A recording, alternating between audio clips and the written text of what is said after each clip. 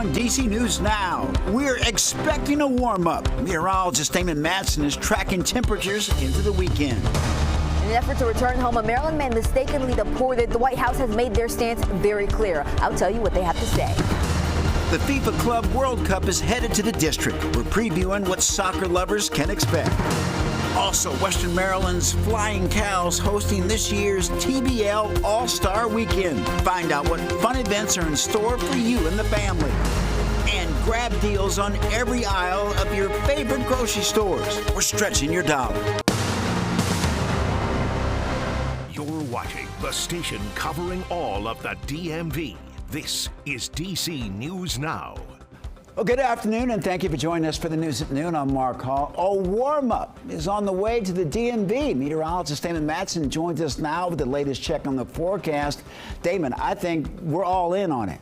I mean, we should be, Mark. Come on. After how chilly it started too today, we're ready for that warm up to really get going. And yeah, folks, it was a cold start across the DMV. We felt our coldest temperatures of the week last night into early this morning with those clear skies and much calmer winds. Now, DC, we had our little bubble going where it did stay in the 40s inside the Beltway over toward the Chesapeake as well. The water helping keep things in the 40s. But as you went inland west of I-95, you started to feel that chill. Frederick, Manassas right at the freezing mark. Martinsburg, Cumberland out to Woodstock below the freezing mark. And that led to some areas seeing a good amount of frost. Now, thankfully, with how sunny it is now and those calm winds sticking with us, those temperatures have boosted up quite a bit from earlier this morning. We're already almost at 60 in the district, mid to lower 50s back off to the west. And we're going to keep on warming up as long as we have that sunshine through the afternoon. And we will have plenty of it. By 3 to 4 o'clock, we're talking about temperatures making it back to the lower and middle 60s. And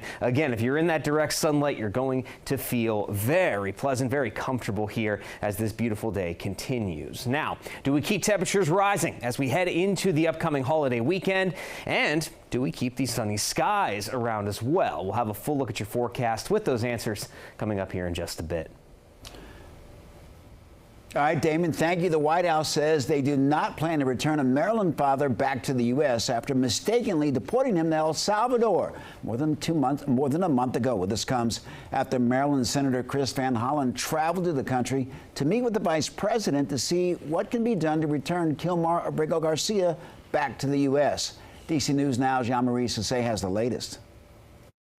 Yeah, on the efforts to bring back Kilmar Abrego Garcia, the White House has made their stance very clear. They claim he has ties to the MS-13 gang, and they do not plan to bring him back to the U.S. In the meantime, judges and lawmakers are fighting for his return.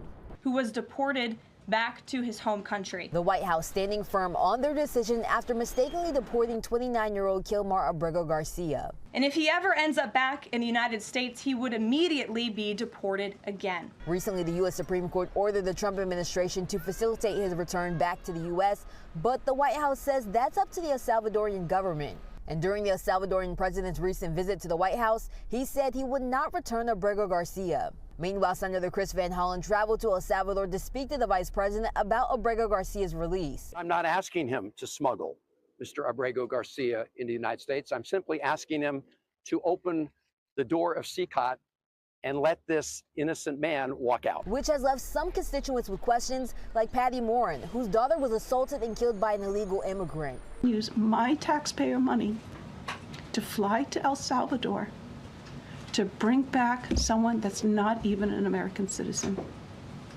Why does that person have more right than I do, or my daughter, or my grandchildren? I don't understand this. Supporters, loved ones, and others say they will continue the fight for Abrego Garcia's return. A federal judge says he's found probable cause to hold the Trump administration in contempt following this deportation order. Reporting in Northwest DC, I'm Jean-Marie Sisse, DC News Now. All right, Jan Marie, thank you. The U.S. Attorney General Pam Bondi posted on social media a court document on Abrego Garcia saying that the DOJ is releasing new information, but the details are the same ones already part of the initial lawsuit against the government for deporting the Maryland father. Meantime, a U.S. district judge in D.C. says that he found probable cause to hold the Trump administration in criminal contempt of court for violating that deportation order. That order was to turn around 2 airplanes carrying migrants, including Abrego Garcia. Now, and this all happened last month. The White House invoked the Alien Enemies Act to speed up mass deportations, claiming that there was an invasion of gang members from Venezuela. President Trump directly involved in trade talks with Japanese officials yesterday. In a social media post, the president said, quote, "A great honor to have just met with Japanese delegation on trade. Big progress." Some observers say that the president's decision to insert himself in negotiations shows his interest in finalizing trade deals as China pursues its own set of agreements. Our correspondent on the Hill is breaking down the latest in the ongoing trade war right here. That's coming up in 15 minutes. And the State Department is revoking the visas of hundreds of international students, including here in the DMV. Georgetown University says 10 of its community members had their immigration status terminated, and the government did not inform the university. George Mason University has 15 students affected. George Washington University says it has a small number of students impacted. And Secretary of State Marco Rubio says the government is focused on visa holders acting counter to national interest. But people we spoke with say it goes beyond that. Really an attack on the fundamental character of the United States. You know, foundational to who we are as a country is this idea of freedom of expression. It's the First Amendment. Well, the tracker from the website Inside Higher Ed shows more than 1,300 students from more than 210 colleges and universities have been affected. And developing this afternoon, a Maryland volunteer firefighter from La Plata was arrested accused of a hate crime in Delaware. State police say that Jay Droning and another firefighter chased an employee with a noose at a Millville Fire Department where Droney last worked. It happened in February 2024, but it wasn't reported until last Wednesday. Police also say that during the incident, Droney made a racist comment to the victim. Police arrested him yesterday, and officials say that he joined the La Plata Volunteer Fire Department last Monday. The department says they had no prior knowledge of the incident in Delaware. Droney is suspended from the all department activities effective immediately, pending an outcome in the investigation. And a man is recovering in the hospital after police say someone stabbed him in Rockville. It happened last night on Wooten Parkway. Rockville police say that they found the man with several stab wounds, and police say that the man told them that he was attacked by a group of people that he knows. Police are asking anyone with information to give them a call. Well, we're learning more about a safety meeting between Metro leaders and Transportation Secretary Sean Duffy. According to Metro, they talked about WMATA's efforts to cut down on people skipping out on pain. The meeting also focused on an incident at Navy Yard Station Tuesday night. Police say that a man who didn't pay his fare stabbed the transit officer in the face. WMATA also highlighting Metro's 7-year low in serious crimes. Metro says that it's getting rid of 500 bus stops across the DMV. This is all part of their Better Bus Network plan. Metro says it wants to make bus service faster and more efficient.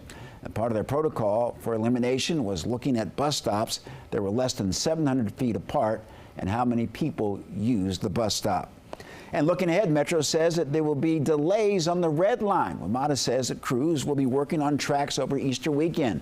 The Brooklyn Metro station will be closed and no Red Line service at the Fort Totten station. But there will be free shuttle buses between Rhode Island Avenue and Tacoma. Crews will be replacing the switch machines on the tracks.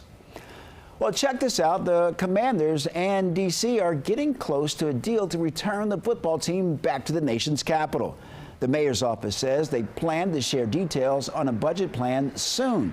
A source familiar with the talk says that the deal has not been agreed upon yet and the negotiations are ongoing. We did contact the Commanders, who say that they're not in the position to comment right now. Well, we're helping you stretch your dollar and save some money on this week's groceries. Well, the price of eggs and produce and chicken have been stretching wallets thin, but we've been tracking where you can find savings. Consumer reporter Haley Milan breaks down the shopping list. Yes, the latest data show that inflation is cooling a bit, but data doesn't reflect the tariffs that are now in place, so prices could get steeper. Now, experts say we'll see tariff impacts on food prices before any other items. ABC News Now tracks the prices of 10 grocery staples at Walmart, Giant, and Safeway. Nationwide, average egg prices hit record highs in recent weeks. But in our stores, compared to 2 weeks ago, egg prices are unchanged. Walmart has the cheapest offering of a dozen brown eggs at $5.44. Avocados are down 8 cents at Walmart this week and up 22 cents at Giant. Boneless chicken breast value packs jumped up $3 at Safeway this week. Ground beef got pricier, going up 10% at Giant and 57% at Safeway. And looking down the road, a Lending Tree report finds that organic produce is 53% more expensive than non-organic produce. But because non-organic produce is more commonly imported, tariff exposure could drive up those prices much faster. The USDA says that the U.S. grows more than 95% of its organic fruits and vegetables.